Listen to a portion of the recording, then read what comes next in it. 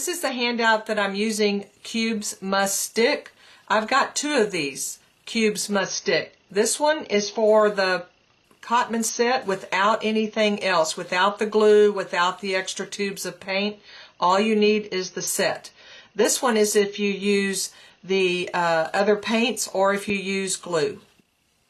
Okay, I have all my paints pushed down into their little half pans, the little plastic half pans. And now I want to start seeing if I could scrape up a dollop of paint to put underneath. So I'll throw all my wrappers away.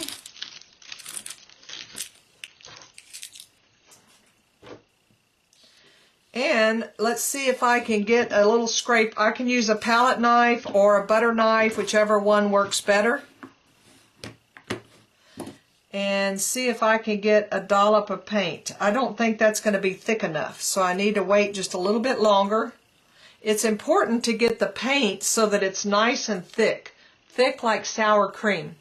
I don't want it thin and watery like milk.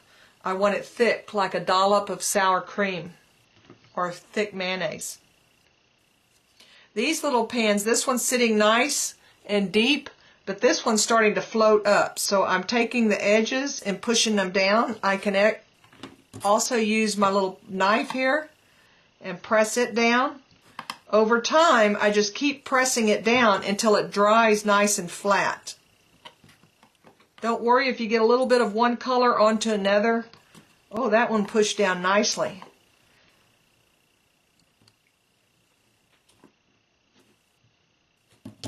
Okay, let's see if it's been long enough to get a little paint scraped up. Honestly, I don't think, it's still hard. I don't think that's going to be enough, so I'm going to wait until I can get more scraped up.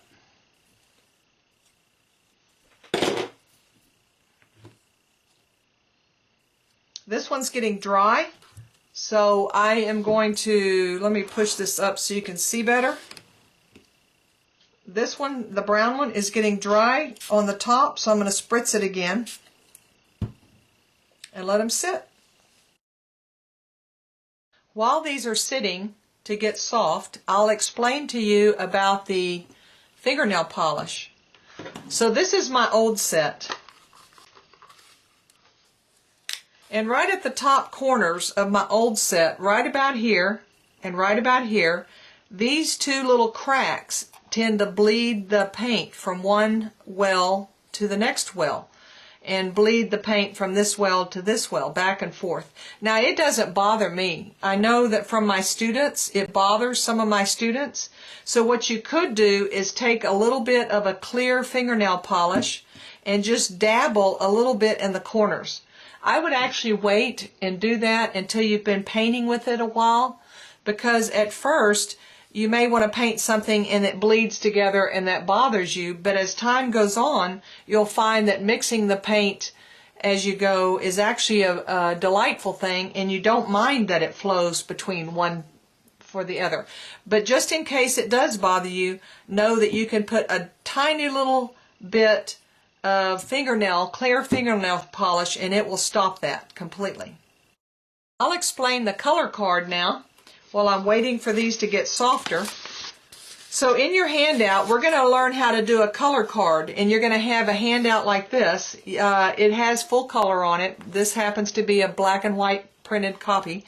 But this will show you how to mark your color card for a 4x5 color card.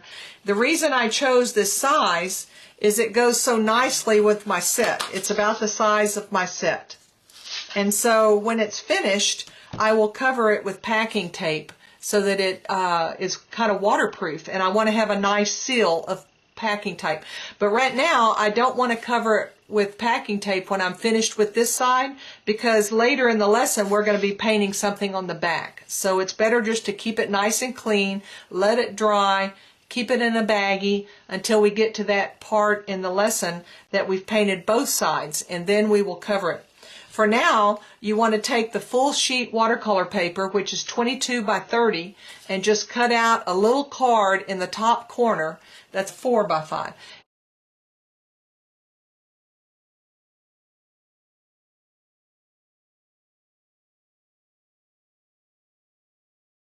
I'm going to see if this is soft enough. I'm going to scrape up and see if I can get a little dollop of this. I still think it's too soft. But to save time for this video, I'm going to scrape it up.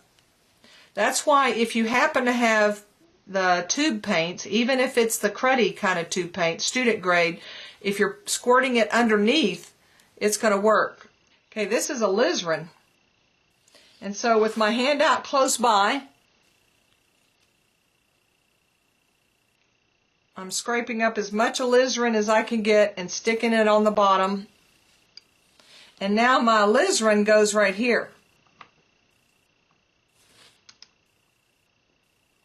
And I push it down. I can see it squirting out the bottom, so I've pushed it down nice and good.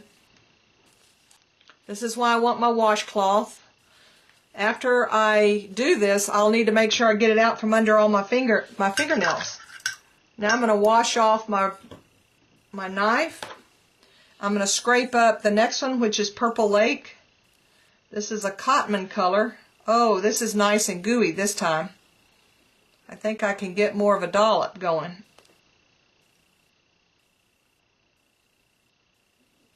Put it on the bottom.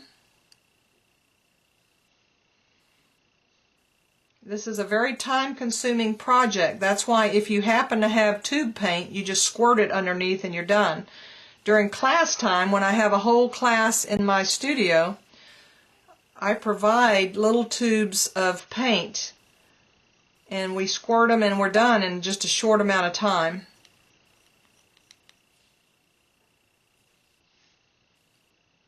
But this is if you don't have any tube paint at all. And now I'm going to push it down in the set.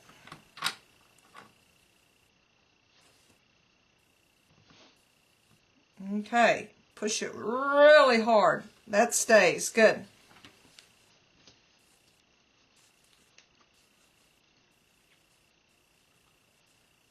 Next I'm going to do my ultramarine blue. Scrape it off. Get as much as I can.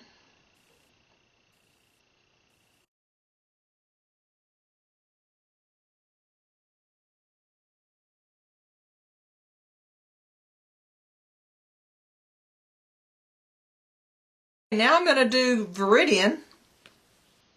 Viridian is the next in line according to my handout. You see it right there. Gooey mess everywhere. Oh gosh, this got nice and soft. So it takes quite a while to let it soak. I was a little impatient because I'm videoing. It may be better to wet these down and just go do something and come back. They need, in my opinion, they need at least 20 minutes to soak. And if they start getting dry, like that burnt umber is starting to get dry, you can just squirt it again and it will soften, keep softening. Okay, hopefully I get some on the bottom. You can see it's a mess. It's under all my fingernails, which it's really not that great of an idea to have the paint under your fingernails. So I want to clean my fingernails very, very good when I'm finished.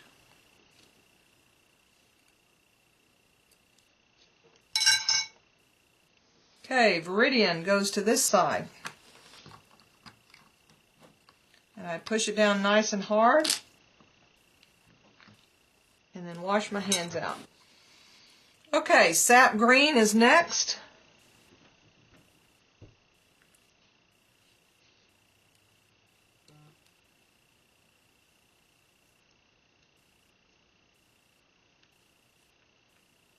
This is not coming up very good.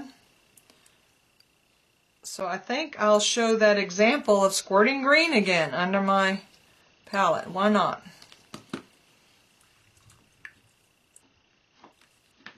Okay, here is my Daniel Smith green.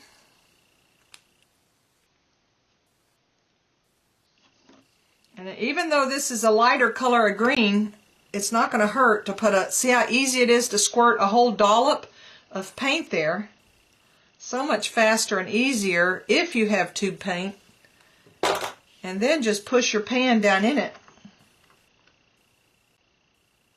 And if it squirts up around the edges, it's not going to hurt anything. Okay.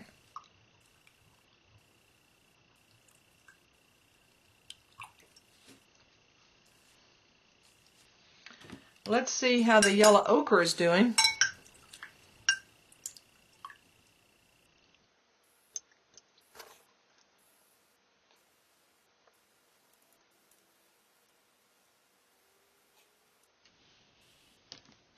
I want it to stay nice, and I may put just a little bit of yellow in here. Any color yellow will work.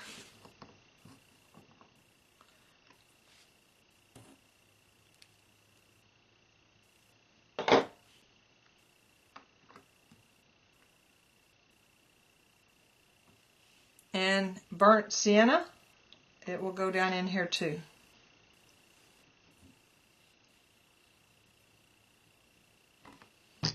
There we go. Now when it comes to the last one, I'm only going to put one in there.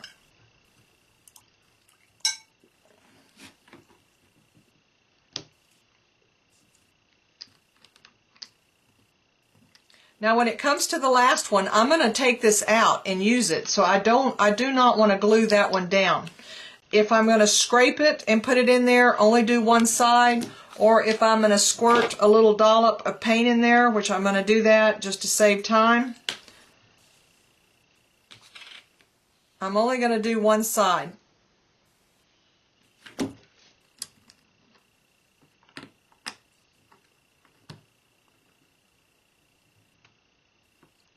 I don't want to put this pan in. I want it close up. I'm making sure it's pulled over and close up to the edge and push down as hard as I can.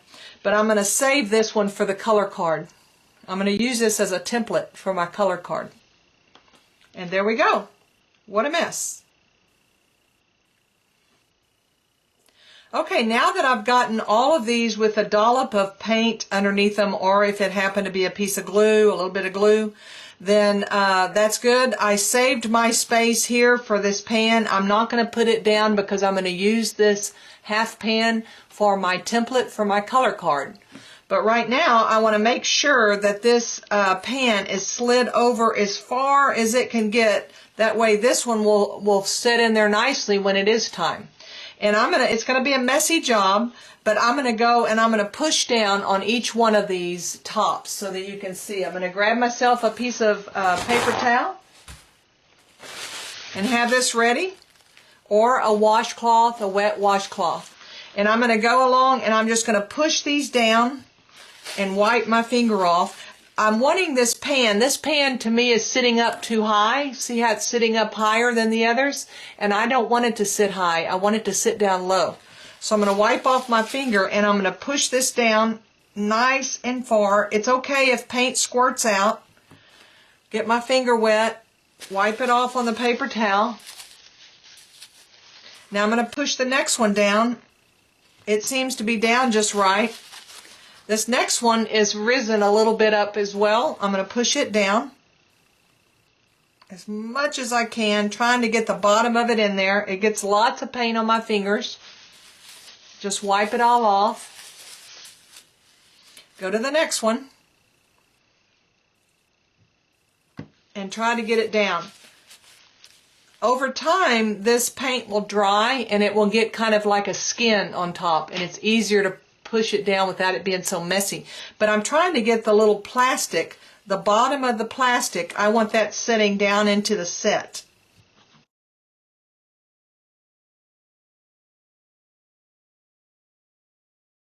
Now I'm all ready, and I'm going to keep this one out for the color card.